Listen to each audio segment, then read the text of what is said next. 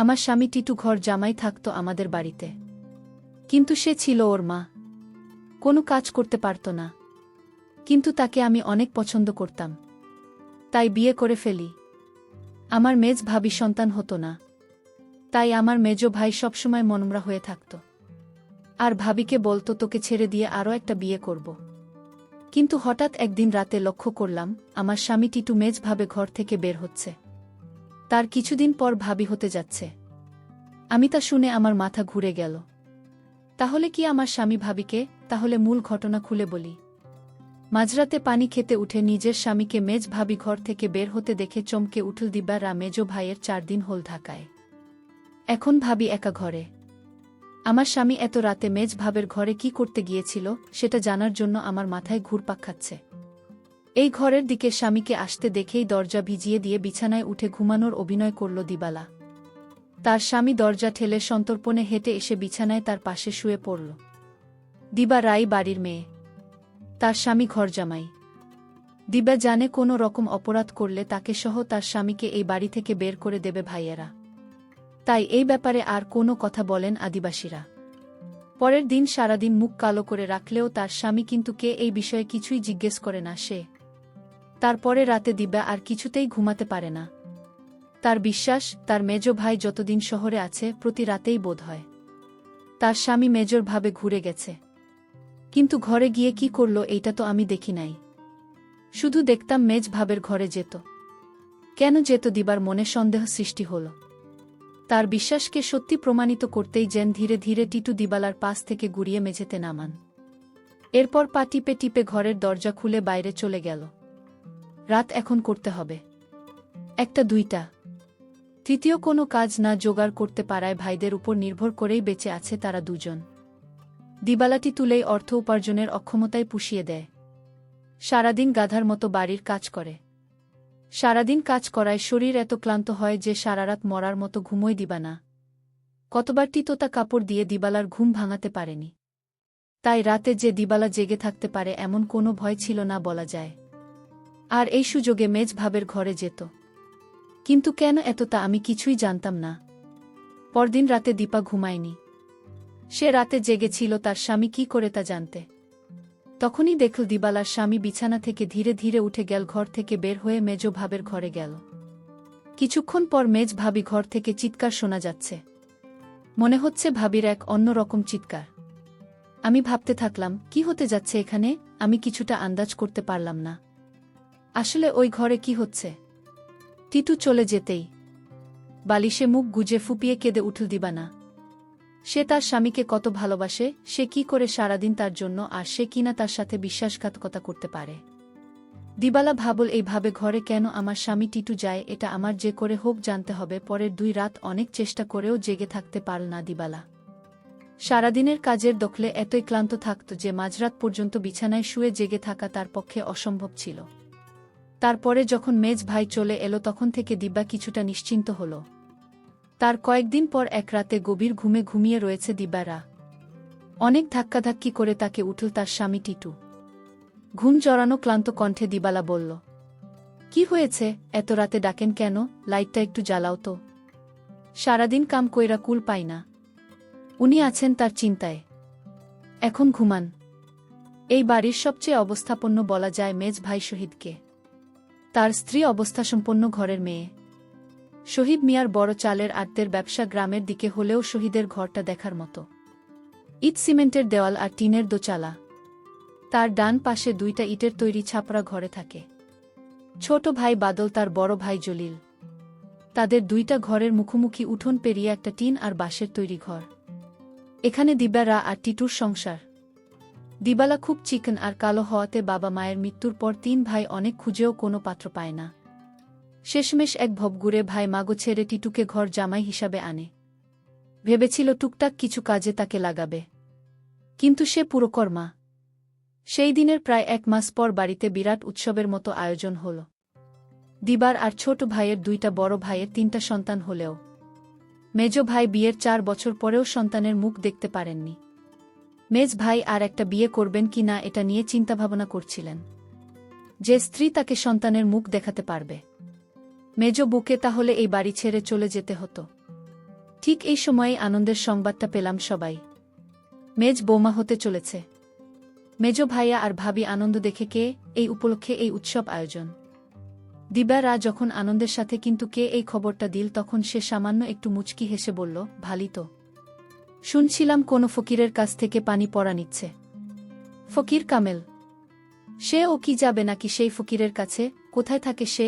যেখানেই থাকুক তুমি যাবে কিনা সেটা বল। দিবালা বলল, আমার দরকার নাই। আমি সবই বুঝি, তুমি ভাবে ফকিরের কাছ থেকে পানি পড়া এনে দাও, এটা তোমার বানানো কথা। এটা আমি বিশ্বাস করি না।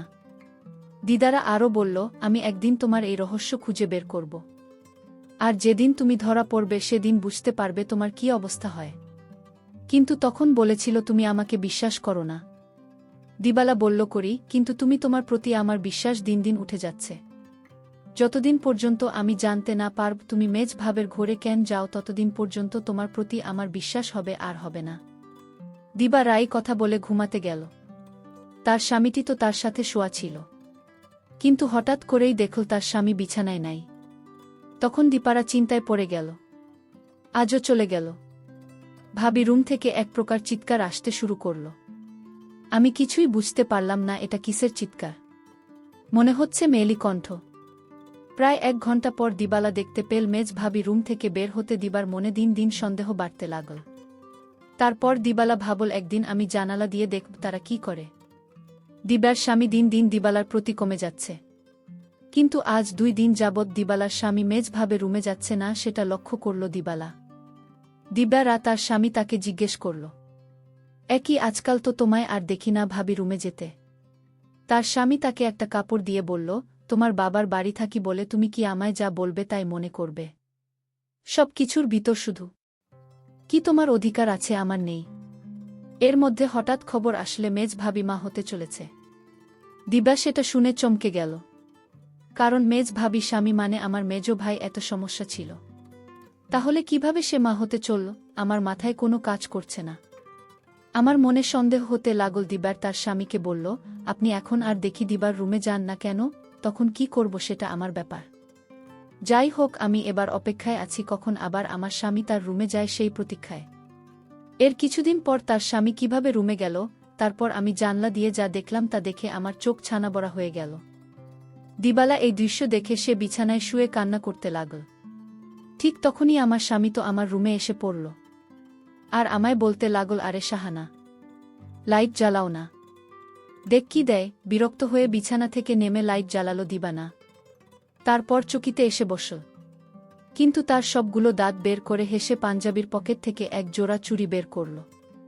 আর একটু কাছে আসো। পোড়া দেয়। চুলগুলো দেখে চিনো দিবালা এগুলো শোনে। আর এর মালিক যে মেজ ভাবি ছাড়া কেউ না, তাও সে ভালো করে জানে। সে ভয়ে ভয়ে ফিসফিস করে বলল, এগুলো তো মেজ ভাবে। তুমি পায় না কই? আরে ভয় পায় না, চুরি করি নাই। মেজ ভাবি আমাকে দিচ্ছে। বলো কি? সে কেন দেবে? তোমাকে একটা কথা বলি। কই কই কই রাও, এতদিন কইতে পারি না ঈশ্বর মেয়ে। ভাবছিলাম তুমি আমায় ভুল বুঝবে। কিন্তু তোমায় আমি কি কিছু গোপন করে বল, ভুল বুঝো না বু। মেজ ভাই এবার ঢাকায় যাওয়ার পর কয়লা আমি মেজ ভাবের ঘরে গেছিলাম। তিনি তো আবার বলল, মেজভাই ঢাকা যাওয়ার পরে মেজদা বের করা খুব জ্বর হয়েছিল। কিন্তু তার যত্ন করার মতো কেউ ছিল না। তাই ভাবি, কই দেখি তোর আমি ভাইয়ের মতো দেখি। আমার সারাদিন ভাল লাগে, খালি একটু দুর্বলতা থাকে। কিন্তু রাত হলেই জোর বাড়ে। তুই কি গাইতে আইস? আমার মাথায় একটু পানি ঢালতে পারবি? দিবালা অবাক হয়ে বলল, আমারে করতে পারো? ছোট ভাবি বড় ভাবি আছে, তোমার করল কেন? আমাদের সারাদিনে জলের কথা একবারও কইল না। তিতু মুখটাকে মলিন করে বলল, দেখলাম। সব আমার কপালের দোষ। আমি জানতাম তুমি আমার সন্দেহ করবে। আমি কি আর মাইন সে বিশ্বাস পাওয়ার যোগ্য? দিবালা এবার কাদো কাদো হয়ে বলল, না গো, আমি ওটা বলি নাই। আমি তোমারে বিশ্বাস করুন না তো কারে করুন খ? তুমি ছাড়া আমার আর কে আছে? তুমি আমারে টোকাই বা ফিরিস্তা? আশা করি ও বিশ্বাস করুন না। এই না হলে আমার বউ। শুনুন, ভাবে কইলাম দেওয়ালে পাঠিয়ে দিবেন, এভাবেই বলল। আহা বেচারি, সংসারটা লাইগা কাজ কইরা সারাদিন মরছে, তারা বাড়িতে থাকতো করা কেন? দিবারা জানে যে আমি তোমার ভাই মানি। তুমি আছো, দিবালা কিছু মনে করবেন না জানলেও। ওর মনে এত নষ্ট না। তবু আমি তোমাকে কিছু করি না এই দলে। তাছাড়া উচিত পরের বাড়িতে থাকি। বেশি তর্ক মানায় না। এই জন্যই আমি তোমার ভাবে রুমে গেলাম চুপি চুপি। কারণ রাতে তোমার ভাবির মাথায় পানি না দিলে কি তখন জোর ছাড়ত? আমি যদি ভাবি পাশে না থাকতো, আমার মাথায় পানি না দিতাম, তাহলে জ্বলে মইরা যাইত। এতদিনে ভাবিকে কবরস্থানে রেখে আসতে হতো। দিবালা তখন বলল, সবই বুঝলাম, কিন্তু একটা বিষয় আমার মাথায় ঢুকছে না। ঋতু বলল, কি কথা তোমার মাথায় ঢুকছে না আমায় বলো। দিবালা তখন বলল, আমার মেজ ভাইয়ের সমস্যা ছিল, কিন্তু সে কিভাবে মা হতে চলেছে। আর ভাবি ঘর থেকে কিসের আওয়াজ আসত, কিন্তু তখন বলল, তুমি দেখি আবার আমাকে সন্দেহ করছো। এই সন্দেহটা তোমাকে দূর করে দেয়। তোমার মেজ ভাবি একদিন আমায় বলল, আমার সংসারটা মনে হয় ঠিক হবে না। আমি বলেছিলাম, কেন টিকবে না? কারণ আমার কোনো সন্তান নেই, তাই স্বামী আর একটা বিয়ে করতে পারে বলে আমায় বলল। আর তখনই আমি বলেছিলাম তোমার ভাবিকে, শোন, তুমি কিচ্ছু চিন্তা করো না, আমি সব ব্যবস্থা করছি।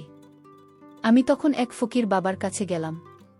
ভাবি সমস্যাগুলো খুলে বললাম। ফকির বাবা বলল, আমি তোমায় এক গ্লাস পানি পড়া দিব, সেটা 23 ফোঁটা করে 7 খানা খেতে হবে। তাও নিজ হাতে খেলে হবে না, তার স্বামী তাকে খাওয়াই দিতে হবে। তখন তো বড় ভাই বাড়িতে ছিল না।